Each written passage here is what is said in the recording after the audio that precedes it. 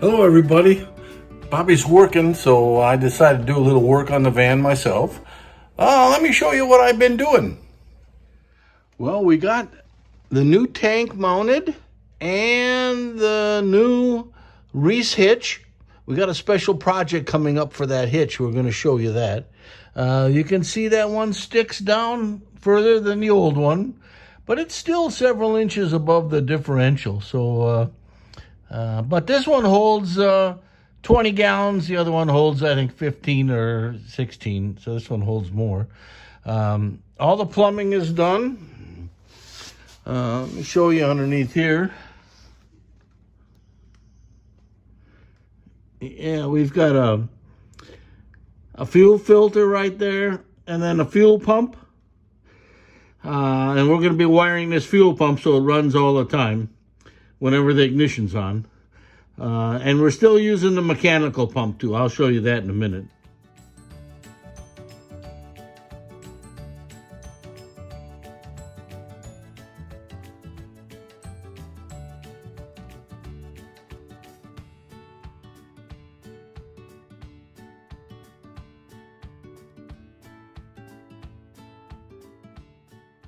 All right, we've got fuel pump wiring is wired into the resistor for the ignition, and it's this is the 12 volts whenever the ignition's on. This is reduced voltage to keep the points from burning up. It goes through here, through a 5 amp fuse and back to the tank. So it's going to run whenever the ignition's turned on. We're still using the standard pump down below. I also redid that the fuel line up here. I got a little splice there in case I want to put another filter in there. But it was all bent up and it was kind of screwed up. So now we're going to work on the thermostat housing. They broke it off and then they put 5/16 bolts in it, and it should have been 3/8. So I retapped those. I'm going to try putting 3/8 bolts back in there so it looks right from the top. And if they don't hold, we'll look at replacing that that little housing. And we're also going to work on the water pump. I've got that all ready to go on. So let's get started on that. Did that. We're going to put the water pump in. And we got it all painted up. This is the new one that we got. It was a GM. And I had to press this down to get it on. So we're going to see if it fits now. We'll get the gasket on here.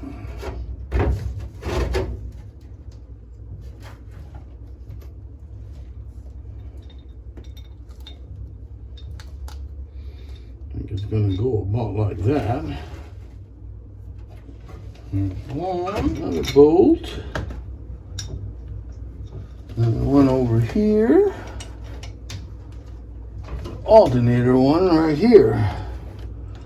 Now that's going to go right in here.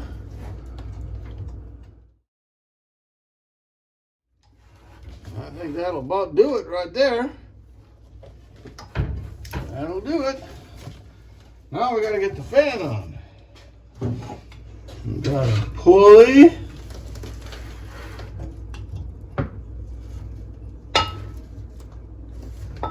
Hopefully I can get this lined up. There, she's lined up.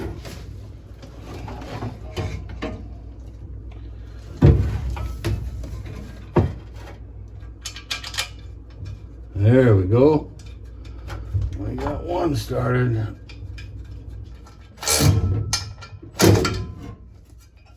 I look pretty good.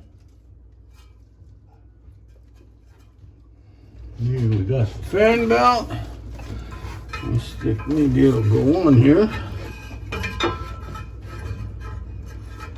Looks about right.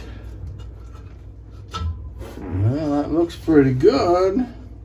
Lines up. Okay. Right. Let's see if we can get this moved back.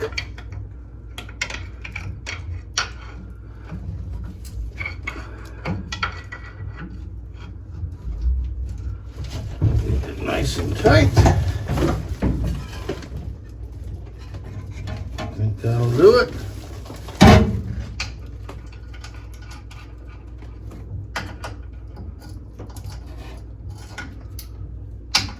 And we got that on.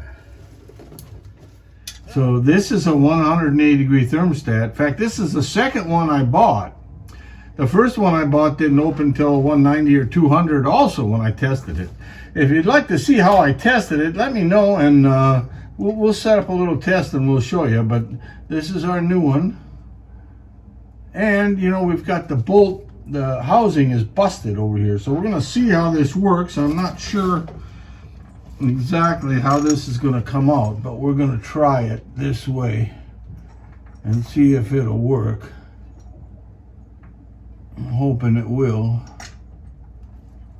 Okay, we'll tighten that one a little bit. Now this is the one that's broken.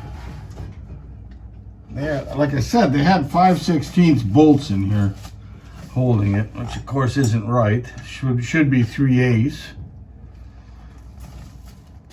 All right, we got a little longer bolt, about 1/4 of an inch longer. I'm gonna try that. It should give me a little room on the bottom so I can put a nut on it, because I know I can't torque this one very tight or it'll just strip out, because half of the housing is busted on it. So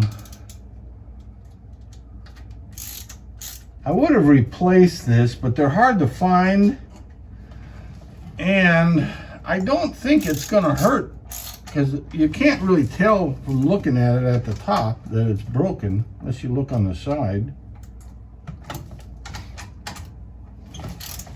Well, I think that's good. As long as it doesn't leak, we should be okay. Next, we got to work on these heater hoses. We're going to replace all of these and a new control valve here.